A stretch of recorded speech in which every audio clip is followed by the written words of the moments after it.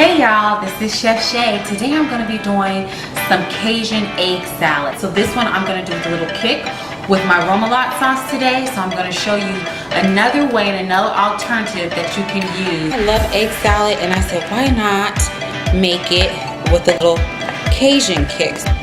So we're going to go ahead and put it in the bowl. So I have some celery, green onion, jalapeno pepper, and green pepper. And then we're going to put a couple seasonings in here. And we're going to take my remoulade sauce. I have some here. And we're going to incorporate that. That is perfect. We have a little bit of that smokiness, the remoulade sauce, a little kick, a little spice. So you can go to my website and get this real quick and easy recipe. I just want to show you something else with Divine Cuisine remoulade sauce.